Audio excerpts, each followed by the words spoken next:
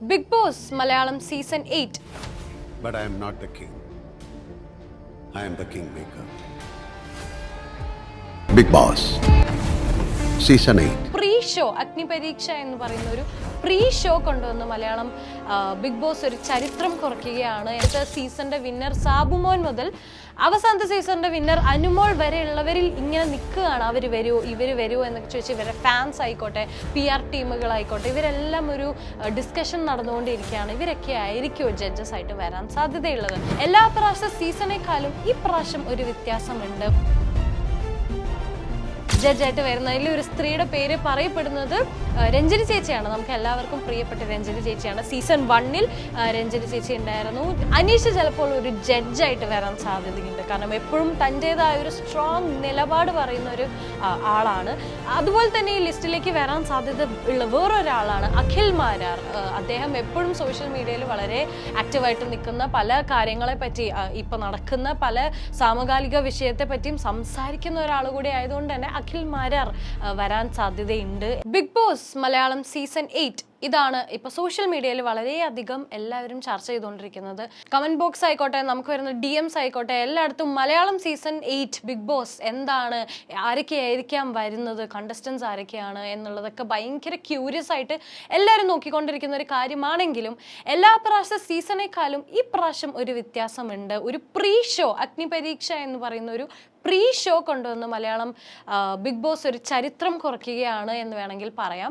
അപ്പോൾ ഈ പ്രീ-ഷോനെ കുറിച്ചിട്ടാണ് എല്ലാവരുടെയും ഒരു ഡിസ്കഷൻ ഇപ്പോൾ ശരിക്കും പറഞ്ഞാൽ നടന്നുകൊണ്ടിരിക്കുന്നത്. എന്തിനാണ് അഗ്നി പരീക്ഷ, എന്താണ് അഗ്നി പരീക്ഷയിൽ നടക്കാൻ പോകുന്നത് എന്നൊക്കെ പറഞ്ഞിട്ട് കുറേ ചർച്ചകൾ സോഷ്യൽ മീഡിയയിൽ വളരെ സജീവമായി നടന്നു പോകുന്നത് നമുക്ക് കാണാൻ പറ്റുന്നുണ്ട്.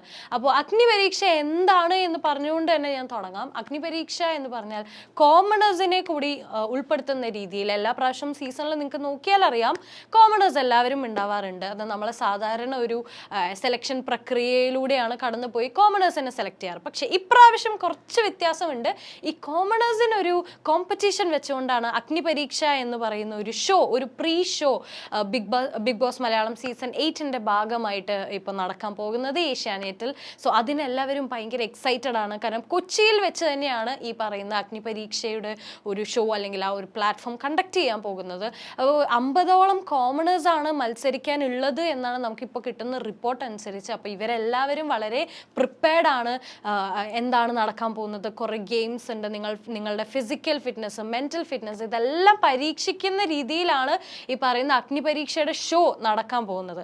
പക്ഷേ ഈ അഗ്നി പരീക്ഷയുടെ ഷോ നടക്കുന്നതിൽ എല്ലാവർക്കും ത്രില്ലുള്ളത് കണ്ടസ്റ്റൻസിനേക്കാൾ കൂടുതൽ, കാരണം കണ്ടസ്റ്റൻസ് കോമണേഴ്സ് ആണല്ലോ, അതിനേക്കാൾ കൂടുതൽ ത്രില്ലുള്ളത് ആരായിരിക്കും ആങ്കറായിട്ട് വരിക, ആരായിരിക്കും ജഡ്ജസ് ആയിട്ട് വരിക എന്നുള്ളതാണ്. ഈ ജഡ്ജസിൻ്റെ കേസ് പറയുമ്പോൾ ഇതിന് മുന്നേ ഉണ്ടായിരുന്ന മലയാളം സീസണുകളിൻ്റെ എല്ലാത്തിൻ്റെയും വിന്നേഴ്സ് ഒരു പ്രഡിക്ഷൻ ലിസ്റ്റിൽ ഉണ്ട് എന്നുള്ളതാണ്. ഇപ്പോൾ ആദ്യത്തെ സീസണിൻ്റെ വിന്നർ സാബുമോൻ മുതൽ അവസാനത്തെ സീസണിൻ്റെ വിന്നർ അനുമോൾ വരെയുള്ളവരിൽ ഇങ്ങനെ നിൽക്കുകയാണ്. അവർ വരുമോ, ഇവർ വരുമോ എന്നൊക്കെ ചോദിച്ച് ഇവരെ ഫാൻസ് ആയിക്കോട്ടെ, PR ടീമുകളായിക്കോട്ടെ, ഇവരെല്ലാം ഒരു ഡിസ്കഷൻ നടന്നുകൊണ്ടിരിക്കുകയാണ്. ഇവരൊക്കെ ആയിരിക്കുമോ ജഡ്ജസ് ആയിട്ട് വരാൻ സാധ്യതയുള്ളത്? അപ്പോൾ നമുക്ക് ഏറ്റവും കൂടുതൽ കേൾക്കാൻ പറ്റുന്നത് സാബുമോൻ വരുമോ എന്നുള്ളതാണ്. അപ്പോൾ എൻ്റെയും ഒരു പ്രഡിക്ഷൻ ലിസ്റ്റിൽ എനിക്കും ചിലപ്പോൾ ഒരു ചാൻസ് തോന്നുന്നു സാബുമോൻ വന്നേക്കാം. കാരണം ആദ്യത്തെ തന്നെ ബിഗ് ബോസിൻ്റെ സീസണിൽ ഒരു ചരിത്രം സൃഷ്ടിച്ച ഒരു വിന്നറാണ്. എല്ലാവരും വളരെയധികം അപ്രിഷിയേറ്റ് ചെയ്ത ഒരു ഗെയിമുമായിരുന്നു അദ്ദേഹത്തിൻ്റെ. അപ്പോൾ അതുകൊണ്ട് സാബുമോൻ വരാൻ സാധ്യതയുണ്ട് എന്നുള്ളതാണ് എൻ്റെ ഒരു പ്രഡിക്ഷനിൽ. അപ്പോൾ 3 ജഡ്ജസ് ആയിരിക്കും ഉണ്ടായിരിക്കുക.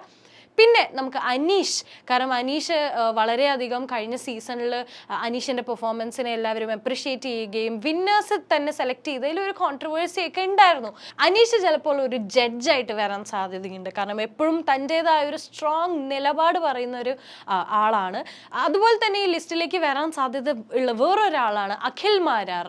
അദ്ദേഹം എപ്പോഴും സോഷ്യൽ മീഡിയയിൽ വളരെ ആക്റ്റീവായിട്ട് നിൽക്കുന്ന, പല കാര്യങ്ങളെ പറ്റി ഇപ്പം നടക്കുന്ന പല സമകാലിക വിഷയത്തെ പറ്റിയും സംസാരിക്കുന്ന ഒരാൾ കൂടി ആയതുകൊണ്ട് തന്നെ അഖിൽ മാരാർ വരാൻ സാധ്യതയുണ്ട് എന്നുള്ള ഒരു കാര്യം കേൾക്കുന്നുണ്ട്. ശരിക്കും പറഞ്ഞാൽ ഈ പ്രഡിക്ഷൻസ് പറയുമ്പോൾ ഒത്തിരി ആൾക്കാരെ നമുക്ക് പറയേണ്ടി വരും. ഇപ്പോൾ റിയാസ് സലീമിൻ്റെ ഒക്കെ പേര് നമ്മൾ കേൾക്കുന്നുണ്ട്. അദ്ദേഹം ആണെങ്കിൽ പോലും ഇപ്പോൾ നടക്കുന്ന പല വിഷയങ്ങളെക്കുറിച്ചും അദ്ദേഹത്തിൻ്റെ ഒരു നിലപാട് എന്തായാലും സോഷ്യൽ മീഡിയയിലായാലും അദ്ദേഹം രേഖപ്പെടുത്താറുണ്ട്. അപ്പോൾ അതുകൊണ്ട് തന്നെ റിയാസ് സലീം വളരെ എന്താ പറയുക ആക്ടിവിസ്റ്റാണ്, അതുപോലെ മുന്നോട്ട് ചിന്തിക്കുന്ന ഒരാളാണ്, എല്ലാം ഫോർവേഡായിട്ട് ചിന്തിക്കുന്ന ഒരാൾ കൂടി ആയതുകൊണ്ട് അദ്ദേഹത്തിൻ്റെ പേരും എല്ലാവരും പറയുന്നുണ്ട്. ഒരു ജഡ്ജായിട്ട് ഇരിക്കാനുള്ള ക്വാളിറ്റി അദ്ദേഹത്തിൽ ഉണ്ട് എന്ന് പലരും കാണുന്നുണ്ട്. അവരുടെ പേരുകളെല്ലാം കമൻറ്റ് സെക്ഷനിൽ വരുന്നുണ്ട്.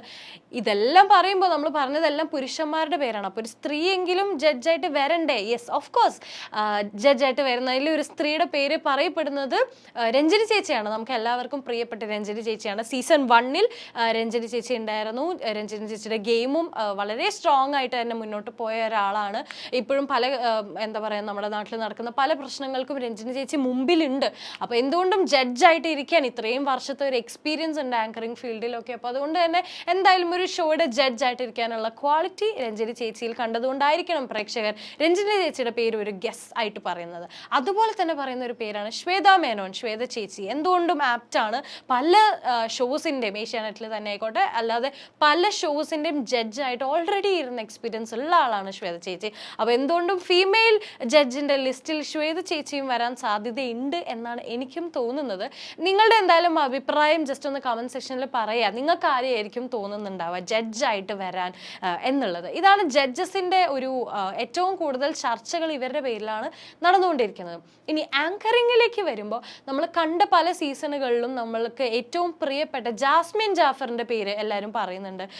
വളരെ ആക്റ്റീവായിട്ടും വളരെ ഹാപ്പി ആയിട്ടും നിൽക്കുന്ന ഒരു സോളാണ്. അപ്പോൾ അതുകൊണ്ട് ചിലപ്പോൾ ആങ്കറായിട്ട് വന്നാൽ ഷോ വളരെ ഹാപ്പി ആയിട്ടും വളരെ എൻഗേജിങ് ആയിട്ടും മുന്നോട്ട് കൊണ്ടുപോകാൻ പറ്റും എന്ന് വിശ്വസിക്കുന്നത് കൊണ്ടായിരിക്കാം പ്രേക്ഷകർ ജാസ്മിൻ ജാഫറിൻ്റെ പേര് പറയുന്നുണ്ട്.